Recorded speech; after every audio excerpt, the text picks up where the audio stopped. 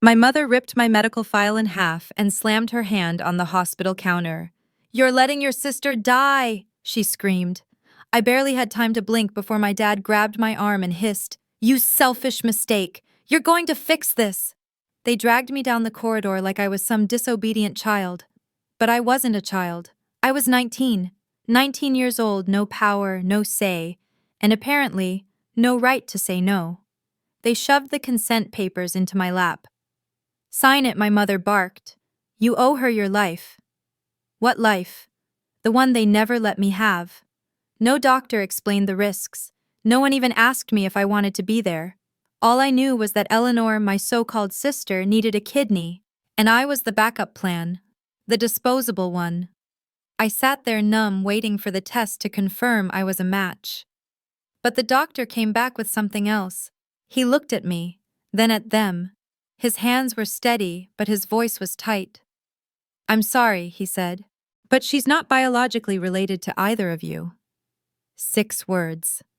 That was it. "She's not biologically related to you." My mother's knees buckled. My father went white. And me, I just sat there. Because deep down, I already knew. I'm Novalee Quinn. And that day I found out my entire identity, my entire place in this family, was a lie. Before I tell you the full story, I'd love to know you're here with me. Drop a simple "hi" in the comments, or tell me where you're watching from. And if you've ever felt like the outsider in your own home, like you were born just to serve others, subscribe. Let's make space for stories like ours to be heard. Thank you. Now, let me tell you everything. It was early September in Charleston, and the morning carried a weight I couldn't explain. The air was thick with humidity, the kind that clung to your skin like old grief. I sat alone in the west wing of St. Cecilia Hospital, where the wood was too dark, the marble too polished, and the silence too perfect. A grandfather clock near the reception desk marked each second like a metronome of judgment.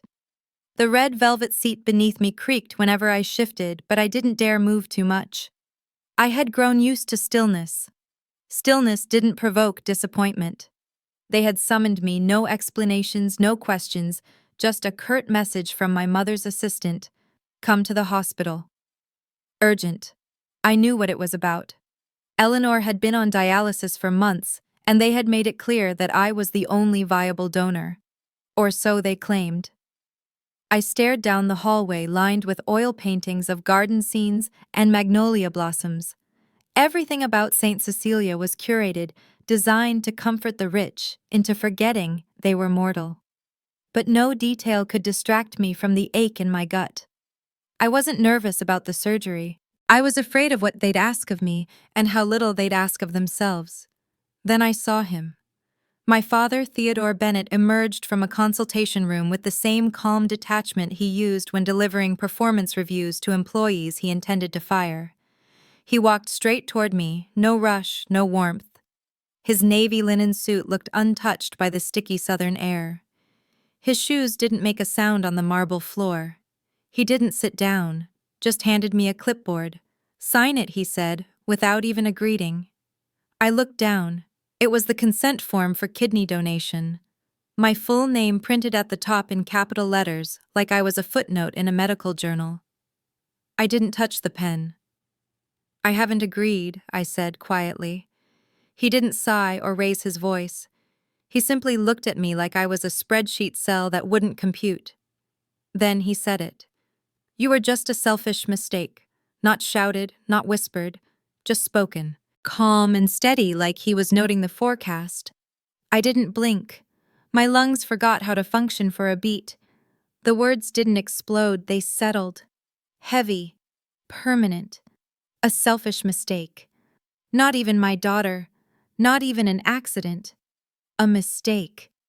I thought back to the framed photos lining the staircase in our family's estate. Not one of them included me. Every Christmas card, every birthday collage, always Theodore, Evelyn, and Eleanor. I was always the one taking the picture. I'd convinced myself it didn't matter, that I liked being behind the scenes. But in that moment, the lie collapsed. I wasn't behind the scenes. I wasn't even on the stage. I stood up not to make a scene, but because sitting felt like submission. I walked past him without another word down the corridor that reeked of antiseptic and unspoken things.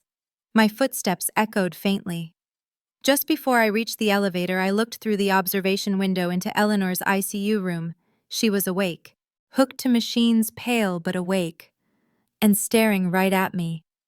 Not with gratitude, with expectation. Her gaze was cool, distant, a queen looking down from her throne at a servant who had dared delay an order. I felt the heat rise in my chest, not shame, not yet anger, but something electric, something ancient. I didn't smile. I didn't wave. I just met her gaze for a long, silent beat. And in that silence, something inside me cracked open. Not like breaking glass, more like the slow opening of a sealed door. The next day, the hospital lobby looked like the foyer of a five-star hotel preparing for a charity gala. The marble floors gleamed. The chandelier above glittered like it had been polished just for the occasion. Soft instrumental music drifted from hidden speakers, and the scent of white lilies wafted from the floral arrangements near the donation wall. They were holding a donor appreciation event in the adjacent conference room, so the main hall was unusually crowded. Wealth whispered in every tailored coat and polite laugh. It wasn't a place where anything real was meant to happen.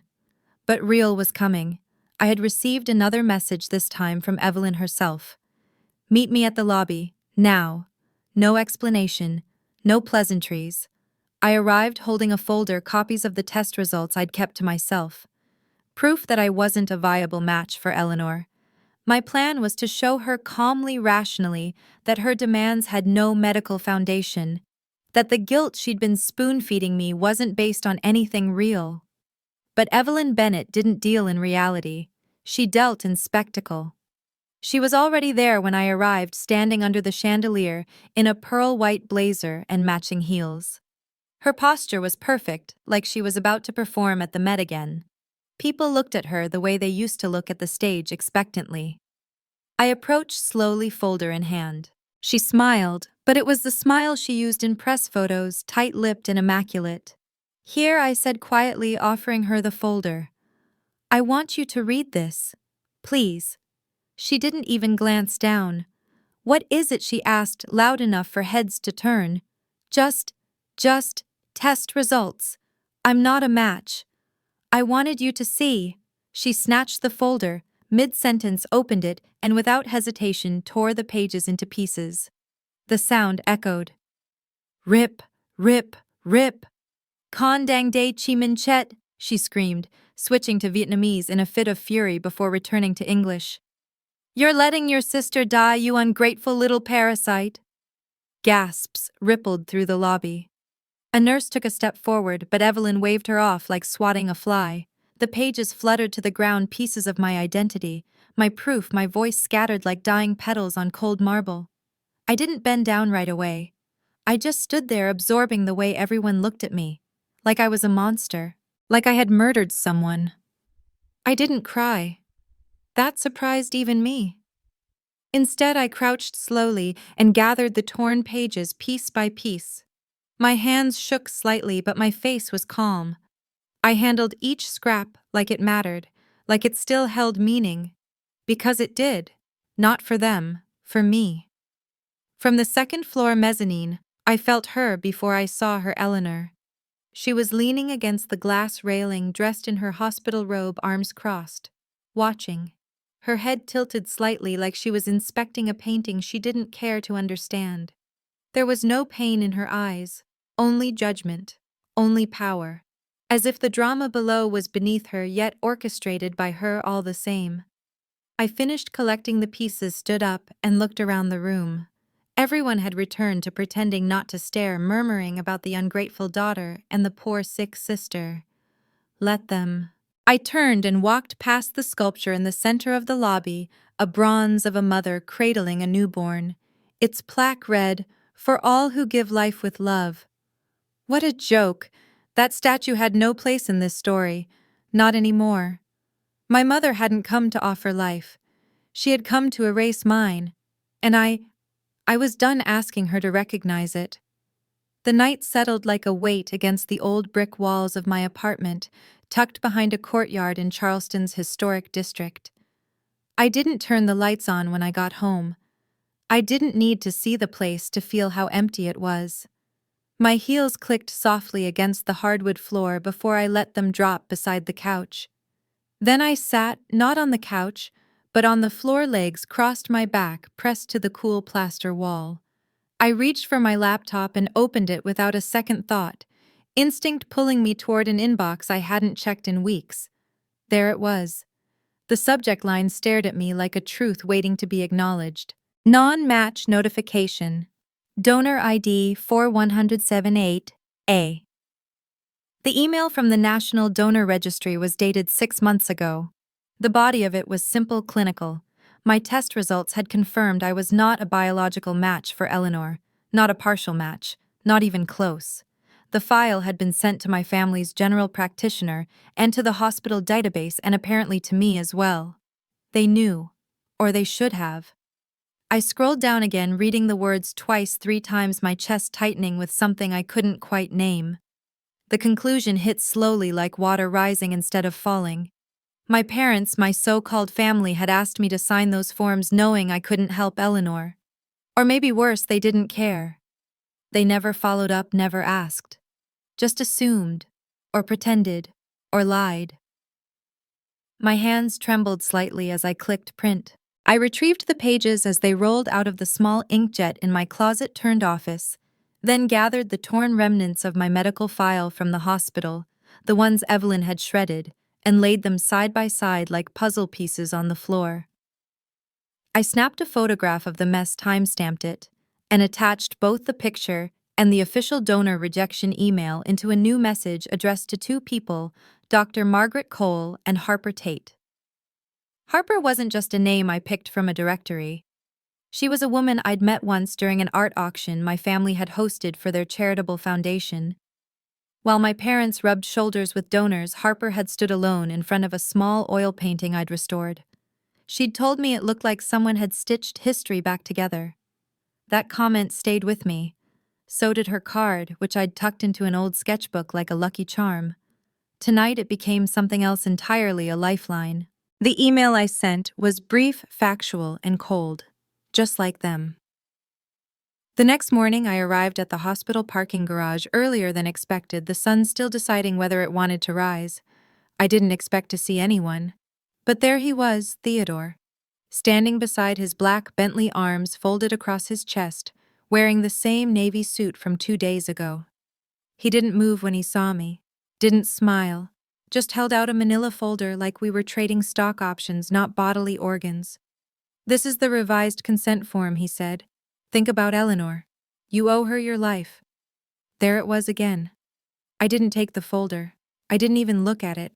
Instead, I met his eyes, clear, cold, and unreadable, and asked, "Do you remember what you said to me about being a selfish mistake?" He didn't flinch. "I meant it," he replied, his voice even. "And I say it again now." Something inside me let go in that moment. Not out of rage, not out of grief, but out of recognition. The man standing in front of me wasn't a father. He never had been. And I was done trying to earn that title from him. I didn't respond. I didn't argue. I simply turned away, phone in hand. On my screen, I typed a single sentence. "You can't donate what you don't have. You can't love where you're not allowed to exist." I saved the note. Not to remind myself of pain, but to remember clarity. As I walked away under the canopy of old live oaks lining the hospital lot, I felt my shoulders shift, lighter somehow. My shadow no longer stretched behind me. I had stepped out of it. A storm was coming, but this time I wouldn't be washed away. I would steer it. It rained the next Monday, a steady, polite drizzle that made the streets of Charleston gleam like old coins. I'd barely finished my second cup of coffee when my phone rang. The number on the screen belonged to Dr. Margaret Cole. "I need you to come in," she said, voice flat but edged with tension. "There's a serious discrepancy in your file, and I believe we should discuss it in person." The drive to St. Cecilia felt shorter than usual. Maybe because I didn't play music. Maybe because I was done pretending anything about this was ordinary. Her office was on the 6th floor, where the wood-paneled walls felt more like a library than a medical facility. A framed degree from Yale hung beside a portrait of St. Cecilia herself. Hands folded, eyes cast downward, like she too was tired of carrying secrets. Dr. Cole gestured to the seat across from her desk. I sat. She did not. Instead, she picked up a thick file, my file, and set it between us. Her fingers rested on it gently, almost like a prayer. I'm going to break protocol, she said. I didn't move. There's something you deserve to know. She flipped open the file, skimmed the pages, then stopped. 6 words. That's all it took. You are not biologically related. The room didn't spin. It didn't collapse. It went still. Everything. The distant hum of fluorescent lights, the sound of raindrops on the window. The creak of her leather chair faded into the background. Not biologically related. To Eleanor. To Evelyn. To Theodore. I had known. Somewhere deep I had always known. But hearing it officially, irrevocably, was something else entirely. I didn't speak. Not yet. Dr. Cole waited, then added, The adoption paperwork is sealed, but there's a record of consent signed by Evelyn Bennett in 2002. That's the first official entry connecting you to this family. I leaned back, breath shallow. I wasn't their daughter. I was their solution. A contingency plan. A spare part. May I have a copy of that record? I asked, my voice barely louder than the rain. She nodded. Of course. I took the file, tucked it into my bag, and stood. As I turned to leave, my eyes fell on the leather chair across from her desk, the one Evelyn had sat in just days ago. The seat still bore the slight impression of her body, like a bruise left behind. I stared at it for a beat too long, then looked away. At the window, water streaked down the glass in perfect parallel lines. Neat, predictable, unavoidable. I walked out. I didn't cry in the elevator. I didn't collapse in the lobby. I walked with the kind of purpose I hadn't felt in years. In the car, I pulled out my phone. Harper answered on the first ring. I'm ready, I said. We need to meet. Tomorrow. Silence then. Understood. When I hung up, I opened my notes app again and typed something new. If I was never theirs, then they never had the right to break me. This wasn't survival. It was reclamation. The room smelled of polished wood and floral arrangements. Hydrangeas in pale blue were perfectly placed along the stage, their color carefully matching the theme of grace and legacy. It was the kind of room built for reassurance, where money whispered behind closed doors and reputations were sealed with champagne flutes and scripted smiles. I stood at the edge of the crowd, just behind the last row of donors and physicians, watching my mother deliver her speech. Evelyn Bennett, in her pearl earrings and cream silk dress, thanked everyone for their generosity to the St. Cecilia Medical Trust. Her voice, soft and deliberate, echoed across the room, live-streamed to the world through the family's official media channel. She smiled at each camera with the warmth of a Southern matriarch. If I hadn't known better, I might have believed her. But I did know better. When I stepped forward, the weight of every lie settled into my heels. My black dress was plain, no lace, no ornament, but it held me like armor. The file in my left hand and the thick envelope in my right pulsed with heat from my palm. The moment Evelyn saw me, her words faltered. A moment later, her expression froze mid-sentence. I didn't wait for permission. I walked to the podium, past the stunned donors and the rows of legacy-hungry socialites, and laid the folder on the lectern. I am not biologically compatible with Eleanor, I said into the microphone. My voice didn't tremble. And I am not the biological daughter of the Bennett family. A gasp moved through the room like wind through dry grass. My mother. I continued, falsified a donor consent form. I have proof. From the envelope, I pulled out a copy of the National Organ Registry's rejection letter, my DNA results, and lastly the signed adoption papers from 2002. I held each up for the cameras, for the donors, for the world to see. Evelyn's hands gripped the armrests of her chair so tightly, her knuckles turned white. Theodore stood, panic seeping into the lines of his face. When he rushed toward me, a nurse stepped in his path, guided by Dr. Cole's quiet authority. Above us, Eleanor peered down from the observation gallery. Her hands gripped the railing, her eyes narrowed. A second later, the live stream feed cut off. I didn't wait to be dismissed. As I stepped down, the echo of my heels rang in the silence like judgment. The file remained on the podium, my declaration, my final gift to the family that had built their house of cards upon my silence.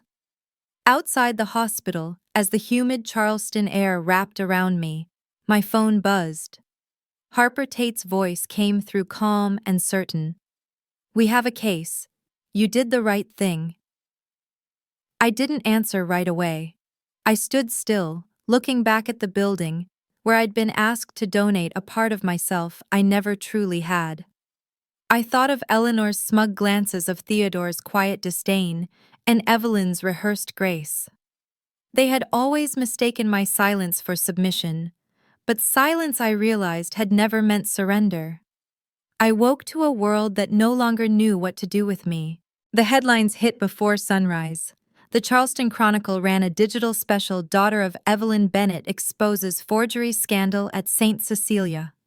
Beneath it was my picture from the press room, mouth set, eyes sharp, file in hand. A woman standing alone against a name that had funded hospital wings and country club restorations. By noon, my inbox had disintegrated, contracts with collectors gone, gallery partners canceled.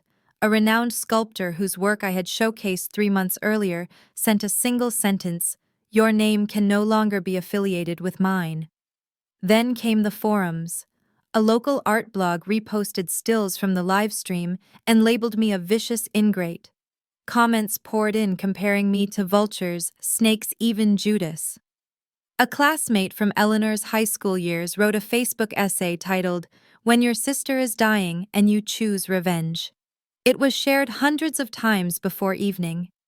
I sat at my kitchen table, the lights off, reading every word. Then the final blow arrived. Eleanor. She had been discharged that morning and within hours posted a picture of herself in bed, sunlight streaming through gauzy curtains.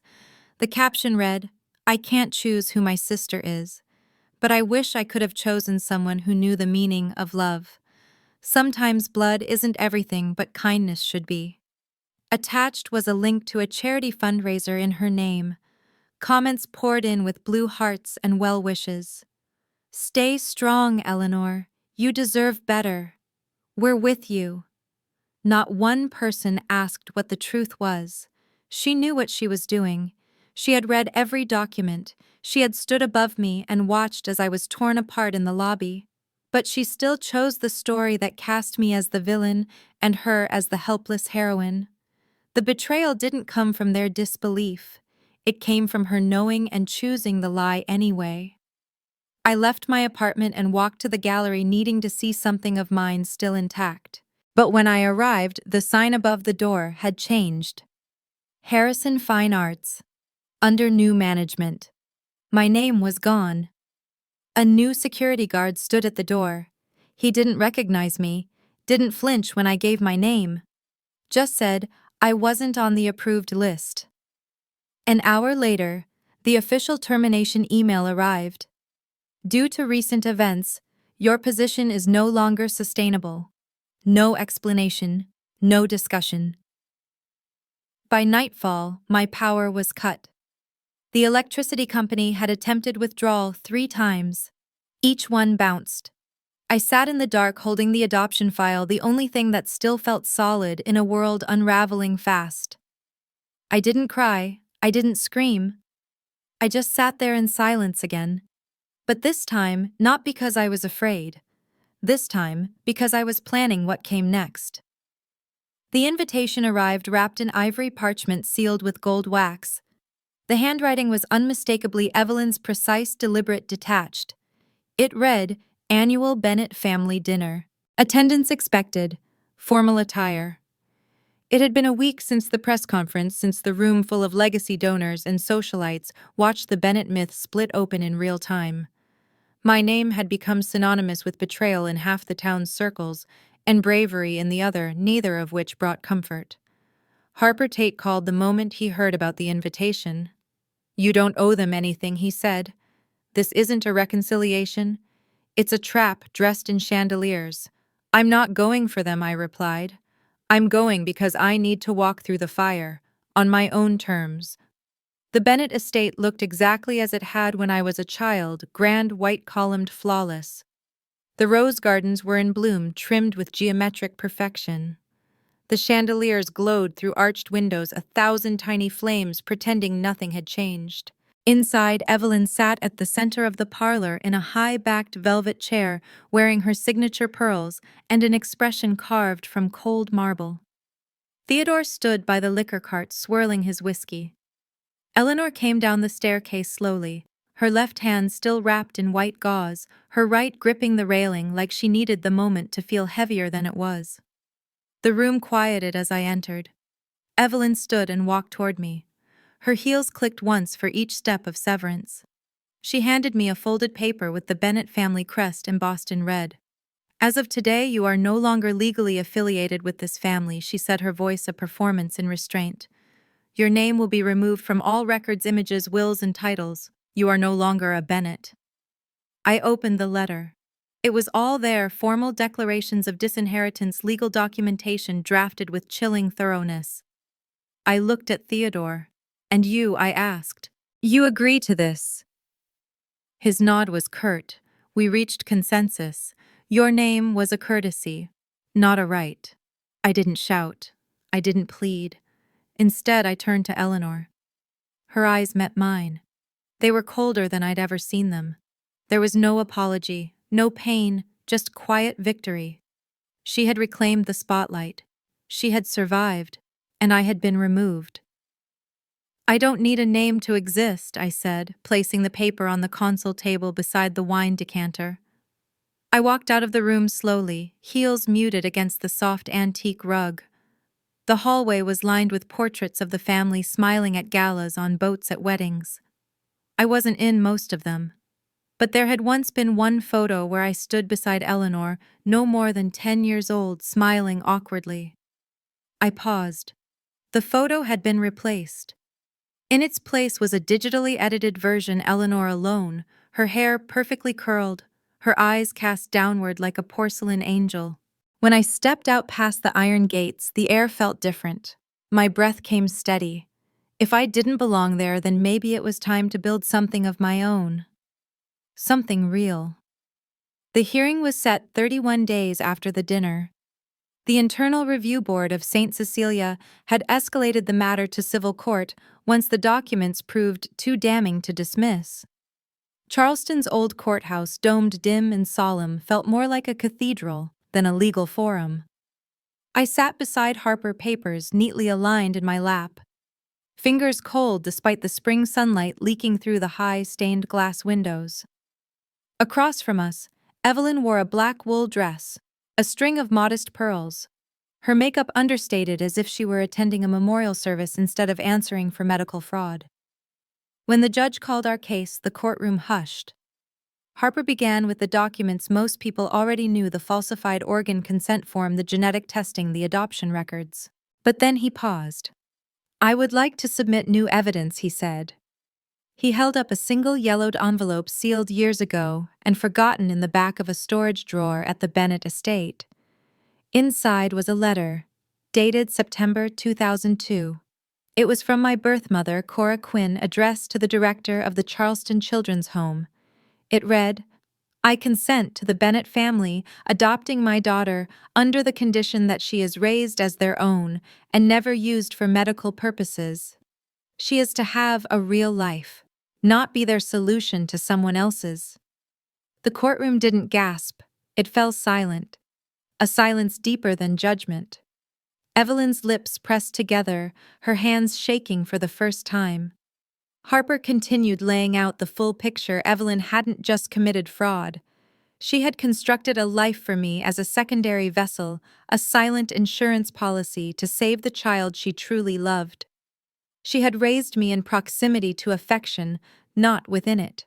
And when the time came, she had tried to extract the one part of me she could use.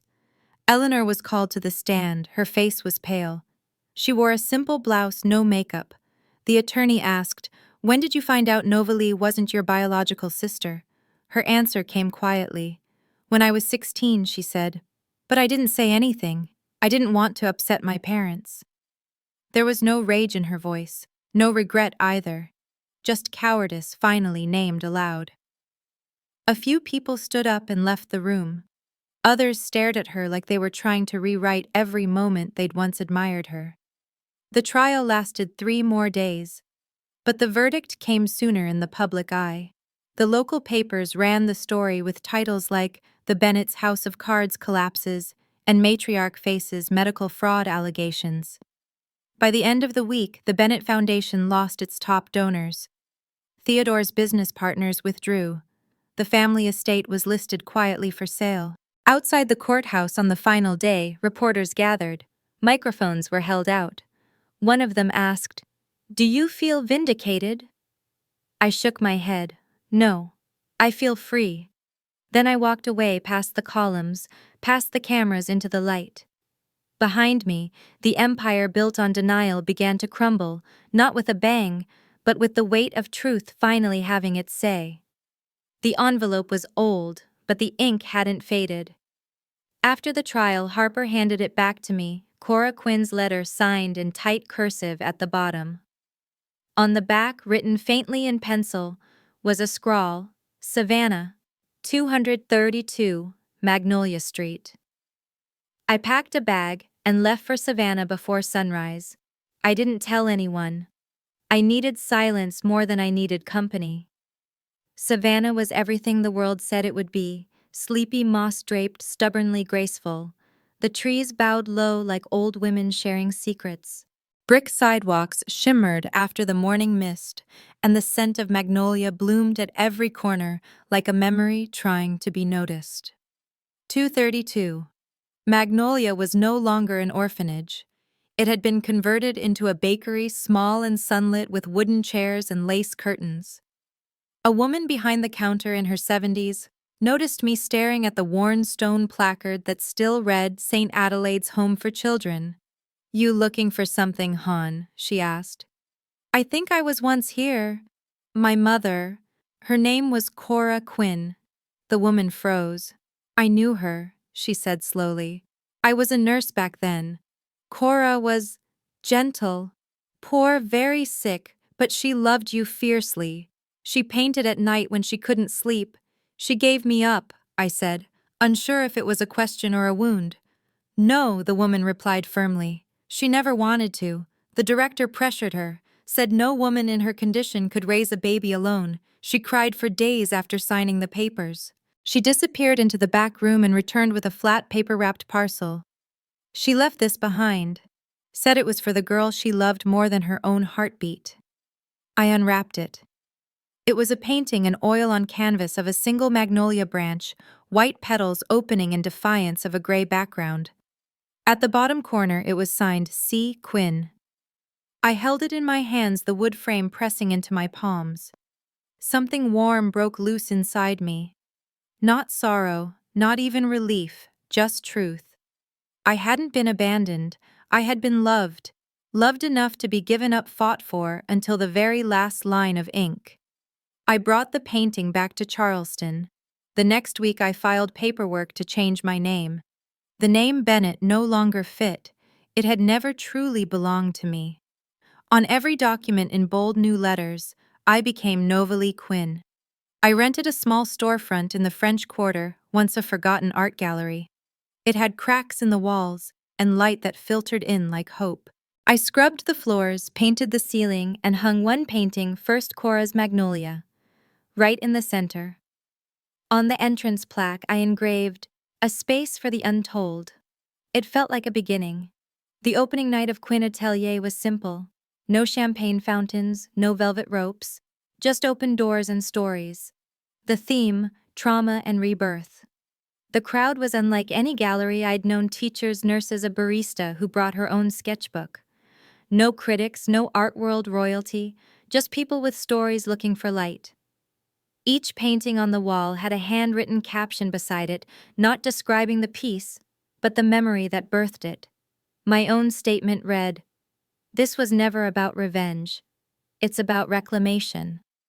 Midway through the evening, a girl 17, maybe younger, stood up during the open mic. "My parents told me I didn't deserve the scholarship I won because I wasn't their real daughter," she said, voice shaking. "But when I saw your story on the news, I realized I wasn't alone." I tried to thank her, but my throat closed. I just took her hand. That night, after everyone had left, I walked upstairs to the small balcony overlooking the cobblestone street. The lights below were warm, not sterile like the chandeliers of the Bennett house. They danced on windows, puddles, and faces. My phone buzzed. A message from a number I hadn't saved. But I knew who it was. "I don't expect forgiveness, but I needed to say I was wrong." It was from Eleanor. I stared at the words for a long time. I didn't reply. But for the first time, her name didn't burn in my chest. It sat still like a closed book on a shelf. I poured myself a cup of coffee, black, no sugar, no cream. I let the bitterness settle on my tongue. It didn't taste like anger anymore, just honesty. Below, a group of college students played music, drawing with chalk on the sidewalk. One of them sketched a flower. I couldn't tell if it was intentional or instinct, but it looked like a magnolia. I smiled. Not every wound needs an apology to heal. Not every ending needs closure. Some just need room to breathe. Inside, I turned off the gallery lights. The last thing I saw was the magnolia painting glowing softly in the glass as if it were alive. I had never needed a family to tell me I belonged. I had needed a place where no one had to earn their right to exist. And now I had built it. Sometimes the ones who break us teach us what it means to rebuild from truth. Healing doesn't always come with closure. Sometimes it comes from finally choosing yourself, even if no one else ever did. If this story moved you, I'd love to hear your thoughts in the comments. And if you believe stories like this deserve to be told, please like, follow, and subscribe. Thank you for being here.